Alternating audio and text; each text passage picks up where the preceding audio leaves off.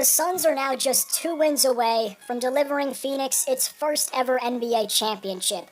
Devin Booker scored 459 points in his inaugural postseason, the fourth most of any player in NBA history, while CP3 continues to look desperate for his first ring. Giannis dropped 42 in Game 2 for the Bucks, but he was the only player on his team with a positive plus-minus. So will it be? Or will the Milwaukee Bucks become the 5th team ever to win the finals after going down 0-2? I'll give my take on those questions in this video. Before continuing, over 3/4 of the people who watch this channel are not subscribed, so if you fall into that percentage, please subscribe. I'm trying to hit 100K by the end of this year. Also, leave a like on this video. It takes a few seconds and makes a huge difference. Devin Booker, Chris Paul, and Mikal Bridges combined for 81 points in Game 3 of the finals, and the ball movement from these Suns was 2014 San Antonio Spurs-esque. The 10-pass sequence that they had in the third quarter was potentially the prettiest play of the NBA Finals, and the kind the one-man show Bucks couldn't dream of, at least right now. The Bucks played good defense on this play, but an all-time great possession from Phoenix where the ball swung from one side of the court to the other multiple times, just beautiful. The Suns set a franchise playoff record for threes made in a single game as 6 players hit multiple shots from deep. For Milwaukee, Giannis had the most points in a finals quarter over the last 25 years, and they had a 9-point lead early on, but it was all Suns after that as Phoenix just seemed to want it more in this one. Giannis was trying to get his teammates going on the sidelines, and he had an amazing 42-point performance, but it didn't help the Greek freak that Chris Middleton and Drew Holiday shot a combined 12 for 37 from the field.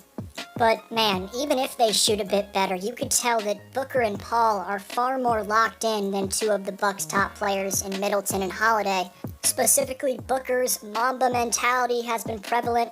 Booker's always preaching the effect that Kobe's had on his game and how he can feel the Black Mamba's presence when he's closing out games. Most recently though, before Game 2 of the finals, in a great interview with ESPN's Malika Andrews, here's what Booker had to say about Kobe. Maybe one of the greatest winners in the history of this game was Kobe Bryant, and you've worn his shoes continuously through this run. You have the Be Legendary tattoo. There it is. Have you reflected at all on what he has done as you're now trying to do it? I mean, I've reflected on it mostly my whole childhood and, my whole career, honestly.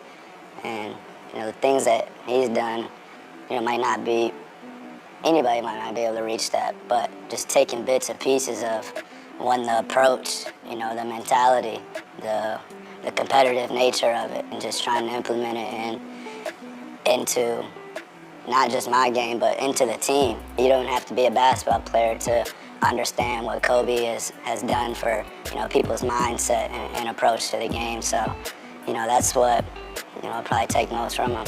Have you thought at all about what he might say to you as you're going through this now, or what you might want to ask him? Finish the job. That's what he'd tell me. I know that right now. He said, get it done. And that's what we're trying to do. From Booker's fadeaways to his jab steps and pure determination, he was resembling the late great Kobe Bean Bryant. Devin's fundamentally sound deep-range shot and the clutchness that he has also reminds me of Kobe.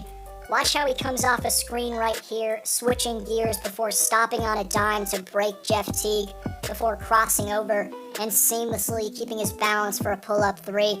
The comparisons to Kobe should be embraced, not because of their accolades. Booker's done nothing yet, but in terms of what Bryant and Booker have in their offensive bag, I think it's pretty similar. What also impressed me about Booker was how he was getting his teammates going in Game 2. The man was keeping the Bucks defense guessing by making hard drives to the basket and selling jump shot with crafty up fakes along with his body language, but then elusively kicking it out to a teammate. Game 2 of the finals saw the face of the Suns franchise put up 31 points, including 7 3-pointers, 6 dimes, and 5 boards.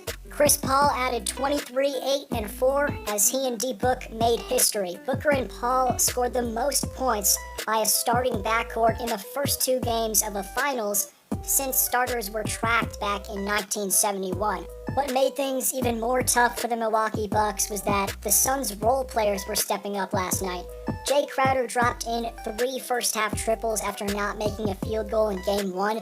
But most notably, if Mikal Bridges keeps playing like a legit third/fourth scoring option like he did in Game 2, that just adds to the Bucks' dilemma. This man Bridges was splitting screens, pulling up off the dribble, and catching and shooting distance daggers like he's eager to contribute offensively in a big-time way this series.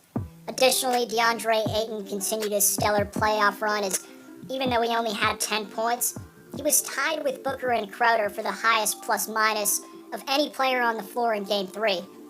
Coming off a game where he dominated Ayton's with 22 and 19, Ayton shot just 4 for 10 from the field last night.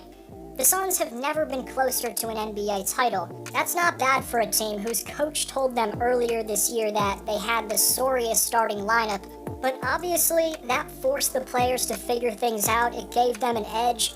Monty Williams, by the way, has done an exceptional job. He mixes up his offense perfectly. He doesn't run too much screen and roll. He runs a ton of pin downs and off-ball sets for DeAndre Ayton and Devin Booker. As a coach, it's crucial that you get every player in your starting lineup and off your bench involved in the offense, not just running too many ISOs or focusing on one player too much. You got to get everyone involved, and Monty's done the perfect job at that. After the Suns took a 2-0 lead, Booker said after the game, quote, "I think that was the most pumped I've ever been after a playoff game. And you can only imagine how hyped Book's gonna be if the Suns secure a couple more W's." More on the Miracle Suns coming up, but here's the Bucks' perspective right quick. Drew Holiday was more aggressive, but still mightily struggled with his efficiency like he did in Game 1. Holiday did score 17, but he was just 7 for 21. Chris Middleton was even worse at 5 for 16, which forced the banged-up Antetokounmpo to carry an even heavier load. Going into Game 2, it felt like a must-win for the Bucks. Against Brooklyn, the Bucks did come back from an 0-2 deficit, but every series is different, and going down 0-2 in the finals has proved to be a recipe for disaster. Only 4 teams ever in the 2016 Cavs, the 2006 Heat, the 1977 Blazers, and the 1969 Celtics have come back from being down 0-2 in the finals. Of course, there's been a ton of outstanding back-and-forth finals matchups throughout history, but almost always those series take place after the road team steals at least one in the opposing team's building. I'm not saying it can't happen, I'm just saying that history isn't on their side. Everything is going to have to be different for the Bucks. Their big three needs to trust each other more. Giannis has been playing really damn well, but he does need to get his teammates involved a little bit better, and the team overall has to bring the swagger, focus, and confidence that they showed throughout the first 3 rounds. Having said that, Phoenix's togetherness, leadership from their superstars, and top-notch coaching from Monty Williams look like they're too much to handle for Milwaukee, though. I mean, Middleton and Holiday have been completely outplayed in every facet of the game by Chris Paul and Devin Booker. Chris and Drew seem to be built and ready for this moment, but through the first 2 games of the finals, they just haven't showed up. Without the rigorous Suns crowd counting the seconds on Giannis's free throws and the fresh and fiery Bucks faithful behind them, maybe Milwaukee bounces back, but Mike Budenholzer's team has to drop their egos and play with an edge like the Suns did on their home court, because home won't take care of Milwaukee, it's on them to take care of home. As some say, this series doesn't start until the home team loses, but given the dreaded history with not even 5 teams having erased an 0-2 deficit in the finals, I wonder if that starts to get to the Bucks. Overall, I don't know who's looking better right now, Devin Booker or the Suns in 4 guy. Let me know all your takes in the comments section. This was D-Flow. Have a great day, and I'll see you next video.